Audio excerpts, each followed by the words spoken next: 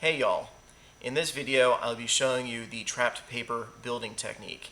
It's similar in purpose to the trapped air technique, but it is sturdier and meant for a more aggressive or detailed sculpture. Alright, so in this demo I'm going to be showing you how to create a basic skull using the trapped paper technique. You're going to need a slab and you're also going to need some newsprint. You can grab two pieces of newsprint. Honestly, I usually use a sheet and a half. So here's how we will split it in half. Just simply grab it from the top and let it tear. Now if you try to do it sideways, it's going to want to default to the vertical. This has to do with how the newsprint is constructed. It's not magic, it's material science. Anyways, from here, we're going to ball all this paper together. I like to overlap the paper like so.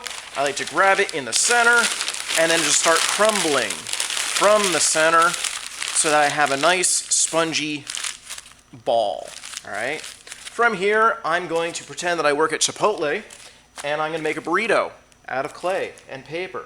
So I'll have the ball here. I'll grab the edge of my clay and tightly, I cannot stress that enough, tightly wrap up your clay until you have a little bit of an overlap. You don't want to have too much. You're going to trap air and that'll cause your project to break later. So I'm going to go ahead and split it here.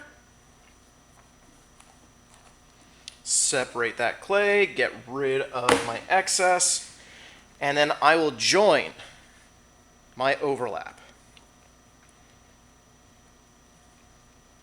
All right, from here, I will turn this taquito, essentially, into an old-fashioned piece of candy. All right, I'm going to do that by pinching.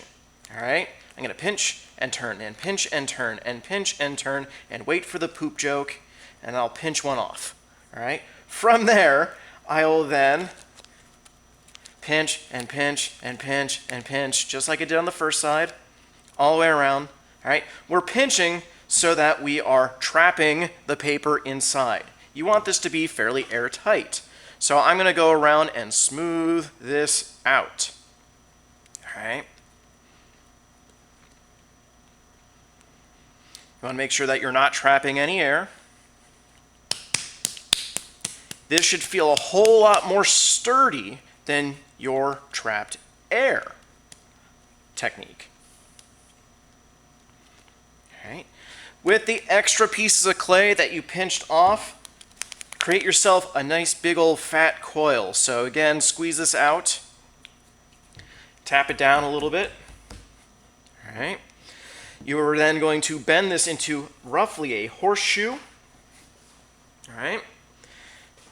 And then with your trapped paper, you want it to be roughly the shape of a potato. All right. You want it to be longer in one direction than it is the other. All right? This is essentially your cranium. All right? This is your brain pan. This is where your mind sits. All right? We're going to attach this just on top of that horseshoe shape. All right? This horseshoe is going to become your jaw. It's going to be your mandible. All right? It's going to be practically your entire face. All right? You want it to line up with the front of your potato shape, right? And then we're going to join this all around. I'm going to join it up on the outside, right? On the other side, all the way around. I'm going to join it underneath. I'm actually going to trim this as I'm joining it because the jaw honestly only goes about halfway back your head. And then I will also join this on the inside. Right? You need to do a really good job of joining. If you don't do a good job of joining, this next step will tear your jaw off. So give yourself a moment to go around and clean up anything that you find suspicious, anything that you suspect might not be strong enough, reinforce where necessary, and just make sure that you have a nice, smooth, strong join all the way around. All right.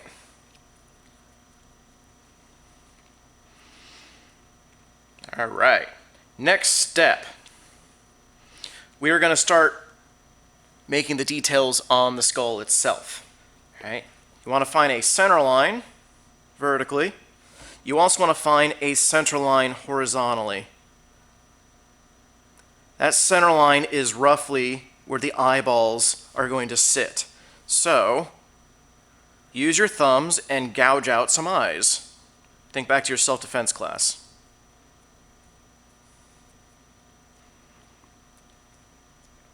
All right. From here, pick his nose, just like so. And then finally, you want to pinch the cheeks. All right, pretend that you're a grandma and get on in there.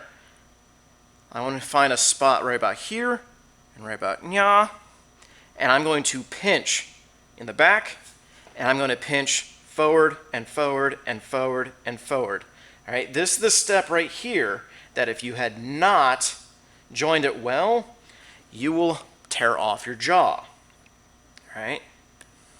From here, we can start adding other details. So I like to go around to the side and create the temple. All right. This is the area on the side of your head that you have large muscle that controls all of your chewing. All right. So I'm going to start here, and I'll create a line that is parallel with my jawbone going back to where my jaw meets. And then I'll depress this area here. All right. Do the same thing on the other side. So I'll find a good line like I did around here. Give myself maybe a 1/4 inch around to here.